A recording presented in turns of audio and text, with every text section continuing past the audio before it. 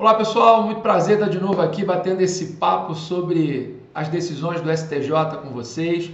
E a gente vai analisar hoje o informativo 675 de 14 de agosto de 2020. Vamos lá, bem rapidinho, duas decisões só envolvendo direito civil, uma sobre nulidade de partilha. Estou com ela aberta aqui e os prazos prescricionais para você pleitear essa nulidade, e outra decisão sobre prazo prescricional para cobrança indevida em plano de previdência complementar, mas não é um assunto só previdenciário, envolve uma discussão antiga do direito civil. Queria dar uma clareada contigo nesse debate. Vamos lá.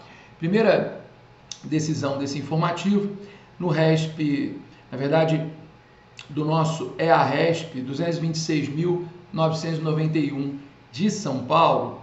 Vamos ver o que o ministro Vilas Boas Cueva, que foi o relator, ele disse no destaque o seguinte: sob a égide do Código Civil de 16, o prazo prescricional para propor ação de nulidade de partilha amigável em que se incluiu no inventário pessoa incapaz de suceder é de 20 anos. E aí, galera, quando a gente fala sobre anulabilidade ou nulidade de partilha, a gente tem que fazer a seguinte divisão: a anulação da partilha é anulação da partilha amigável, e aí serve tanto para nulidade absoluta quanto relativa, e a anulação da partilha que vem por decisão judicial, homologada por decisão judicial. Muito bem.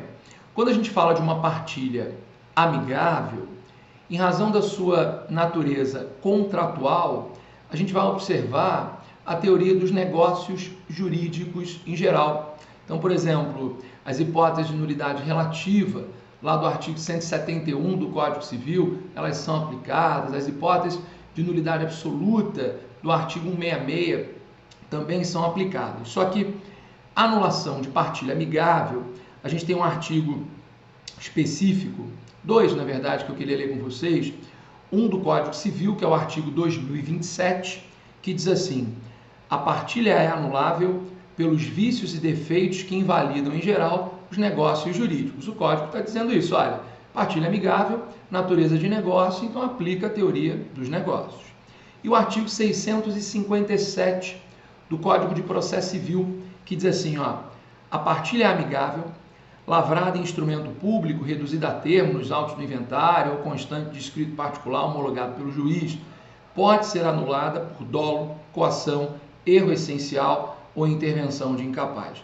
Observado o 966, parágrafo 4º, e vem o parágrafo único que interessa. Diz assim: o direito à anulação de partilha amigável extingue-se em 1 ano, contado esse prazo. Aí ele te dá aqui o marco inicial possível. Mas veja, aqui no 657 do CPC, ele trata de hipótese em que a partilha amigável ela é anulável.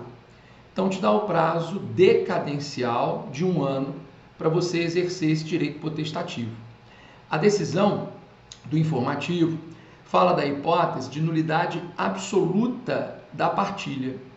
Hipótese de nulidade absoluta da partilha, a gente vai para o prazo prescricional de 10 anos. Lembrando sempre daquela doutrina que diz que, como há uma violação de questão de ordem pública, não há prazo para pleitear, enfim. Mas a gente fica aqui seguindo o que o STJ disse na decisão, que o prazo prescricional é de 10 anos com base no 205 do Código Civil.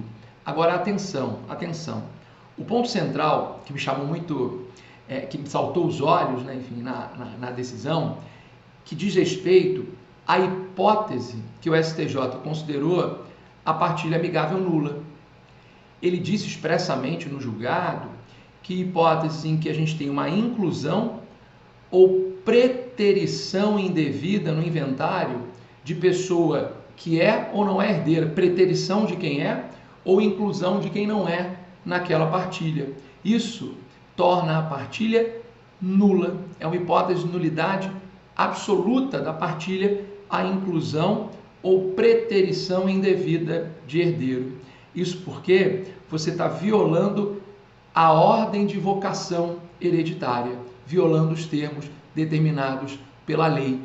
E aí me vem à cabeça o artigo 166, inciso 6º do Código Civil, que vai dizer, olha, quando o ato jurídico viola a lei imperativa, o ato é nulo.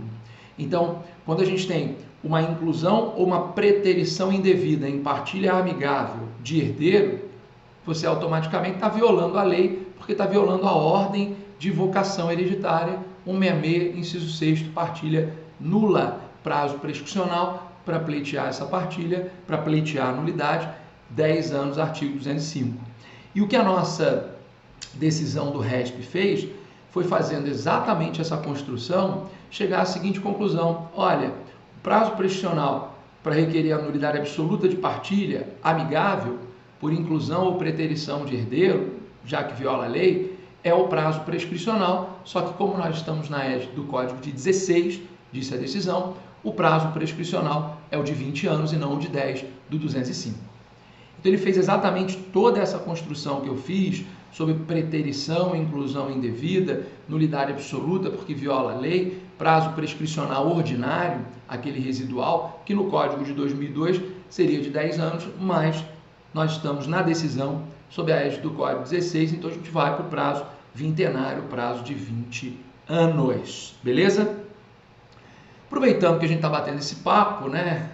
Enfim, não custa nada a gente já falar sobre a anulação de partilha judicial, aquela partilha que não decorre de um acordo extrajudicial ou acordo homologado pelo juiz, uma partilha que decorre de decisão judicial. E aí?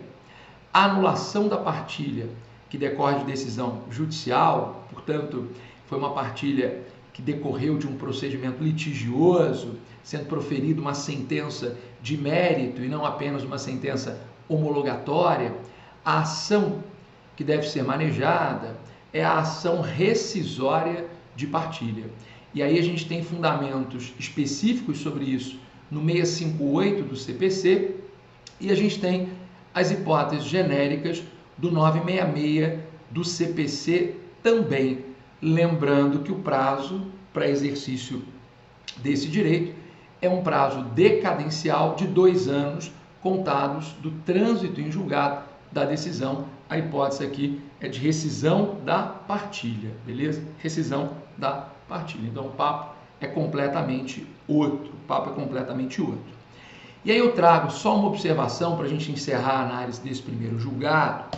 Uma observação que está no RESP 12.427 do Paraná, que vai dizer para nós que quando não houver participação no inventário do herdeiro excluído, embora o artigo 658, inciso 3º, faça menção expressa à hipótese de ação rescisória de partilha, a gente tem posicionamento bem robusto, bem substantivo na doutrina, afirmando que a ação cabível não seria uma ação rescisória de partilha, mas seria uma ação de petição de herança, precedida ou não de ação investigatória de filiação. Então, acho que vale muito a pena a gente lembrar dessa hipótese, porque se a gente vai no caminho de que a ação é uma ação de petição de herança e não rescisória de partilha, essa ação de petição de herança ela vai buscar uma declaração de nulidade absoluta da partilha e o exercício é o exercício de uma pretensão. Então, o prazo prescricional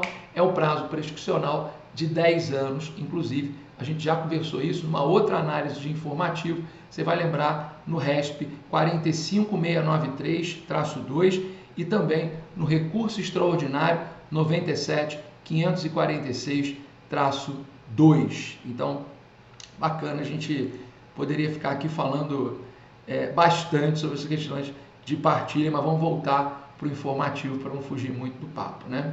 E a segunda decisão de direito civil desse informativo está aqui no RESP 1.803.627 de São Paulo, foi uma decisão do ministro Paulo de Tarso.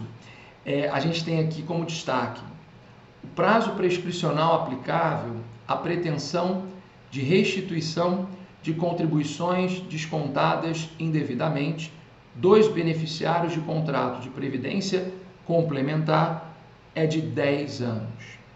Veja, o STJ já tinha posicionamento afirmando que o prazo prescricional seria de 3 anos, com base no 206 parágrafo 3º, inciso 4º, que fala sobre o enriquecimento sem causa. Agora o STJ muda de orientação e volta para o prazo de 10 anos. Por que isso acontece, galera? Vejam, quando a gente fala sobre pretensão de ressarcimento de enriquecimento sem causa, 206, parágrafo 3º, inciso 4º, em que o prazo é um prazo de 3 anos, o requisito para a incidência desse prazo prescricional de 3 anos, para essa hipótese do inciso 4º, é a ausência de uma causa jurídica. Então, você cobra, e por isso é considerado enriquecimento sem causa. Você cobra sem uma causa jurídica que te permita essa cobrança. E aí configura um enriquecimento sem causa de quem cobrou. O prazo para a vítima exercer pretensão é de 3 anos. Agora, é a ausência de uma causa jurídica na cobrança que determina esse determinado prazo de 3 anos. Agora, é a ausência da causa jurídica que configura o enriquecimento sem causa. Anotou? Estou repetindo de propósito. Beleza. Agora, quando a gente fala de cobrança indevida no âmbito de um plano de previdência complementar, o STJ diz o seguinte, olha, há uma causa jurídica aqui. Há uma causa jurídica. Inclusive, eu trouxe aqui um trechinho do inteiro teor, que ele vai expressamente dizer isso. Falou, olha, quando a gente cobra indevidamente no âmbito do previdência complementar, tinha uma causa jurídica que era a prévia relação contratual com os participantes do plano de benefícios. Então, quando é que você vai aplicar o prazo de 3 anos do inciso 4º? Quando não tiver causa jurídica para aquela cobrança. Tem uma causa jurídica? Tem. Aqui, no caso, é o próprio plano de previdência. Então, por mais que a cobrança tenha sido indevida, não dá para a gente ir para o prazo de 4 anos, para o prazo de 3 anos, lá do inciso 4º. Porque inciso 4º e prazo de 3, não dá para a gente caminhar para o prazo de 3 anos do inciso 4º. Para você configurar um enriquecimento sem causa, prazo prescricional de 3 anos, a ausência de causa jurídica naquela cobrança. Tanto que nesse mesmo julgado, o ministro ele trouxe uma outra hipótese em que o prazo não é o de 3, é o de 10 também. Ele diz que é a cobrança indevida por serviço de telefonia. O enriquecimento tem uma causa jurídica, que é a prévia relação contratual entre as partes. Então o prazo não pode ser o prazo prescricional de 3 anos do inciso 4º. A gente fica com um prazo prescricional de 10 anos. É isso. Beleza, gente? 2 decisões, uma análise bem rápida, espero que eu tenha sido claro. Goste ou não aqui do vídeo, você ficou com alguma dúvida, manda sua pergunta, vamos continuar esse papo, né? Acho bom sempre a gente estar conversando sobre as decisões do STJ, os informativos e as decisões em geral, tem uma repercussão enorme, não só na tua advocacia, mas também quando você está estudando aí para o concurso público. Então, meus queridos alunos, qualquer dúvida, mandem notícias. Quem não foi meu aluno, também me segue aí na rede social, manda sua dúvida, mande notícia, mande dúvida. Estou super à disposição para a gente continuar batendo esse papo sobre esses 2 temas tão interessantes para o direito civil. Valeu e até a análise do próximo informativo. Tchau, tchau, gente.